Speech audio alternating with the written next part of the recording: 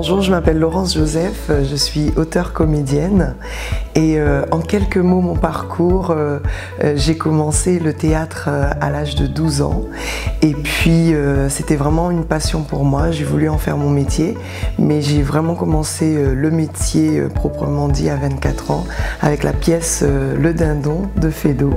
Et puis ensuite j'ai fait la météo sur Guadeloupe Première et très rapidement j'ai été reconnue par mes pairs et puis j'ai enchaîné avec Domino le spectacle, la série et puis Ça va décoiffer et quelques films.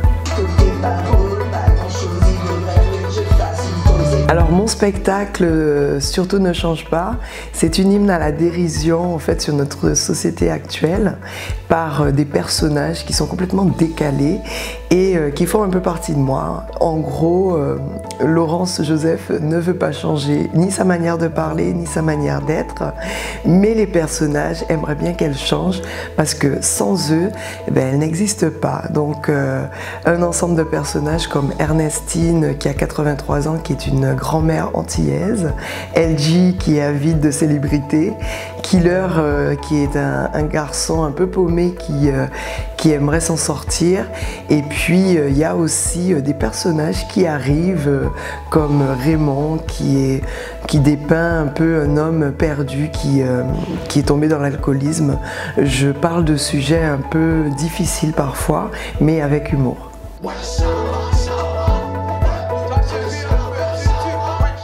Alors le spectacle que je joue touche les gens parce que les personnages en fait ce sont des personnages de chaque génération. Par exemple la grand-mère elle a une façon d'aborder les sujets qui est assez particulière et donc les personnes en fait se retrouvent quelque part, ils voient leurs parents ou leurs grands-parents et puis LG ou qu'il est, ce sont des jeunes personnages, donc les personnes plus jeunes voient quelque part en eux, les personnages en eux, tout simplement. Et puis, je pense que le spectacle touche les gens tout simplement parce que, à travers les personnages, ils arrivent à se projeter et voir comment en eux-mêmes peuvent voir la société et eux-mêmes peuvent dire les choses à des personnes qu'ils rencontrent, etc. Voilà, je pense qu'il y a un peu de... Ah, ça c'est la jolie sonnerie que j'aime beaucoup d'ailleurs, j'en ai parlé dans mon spectacle mais je l'aime bien. Dans le spectacle par exemple, je parle de cette sonnerie. En fait, pourquoi le spectacle touche les gens? Tout simplement parce qu'il y a une part d'improvisation dedans et chaque endroit où je vais, je prends un petit peu ce qui existe sur place et du coup, je peux toucher et capter les gens comme ça. Dans cette page sans espace, il y a pas de constellation. Cette première expérience m'inspire un goût de, comme on dit chez nous en créole, manquer. C'est-à-dire que j'ai envie de plus. J'ai vraiment adoré ce moment passé ici, le fait de partager ma culture, mon art, et puis de découvrir un petit peu comment ça se passe de l'autre côté de l'océan, de l'autre côté de l'Europe.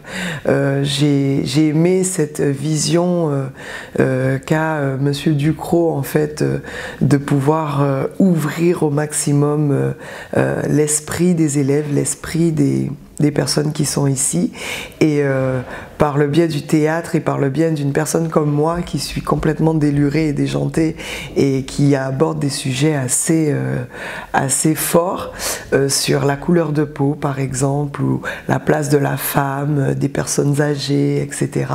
Donc oui, je suis ravie d'avoir passé ce moment ici et j'ai pas envie de partir, j'ai envie de rester et puis j'ai envie de faire d'autres écoles francophones, de découvrir d'autres endroits dans le monde où je peux partager et promouvoir la culture antillaise à travers le monde et être cette ambassadrice de l'art from West Indies, French West Indies. Donc merci beaucoup et j'espère à très bientôt.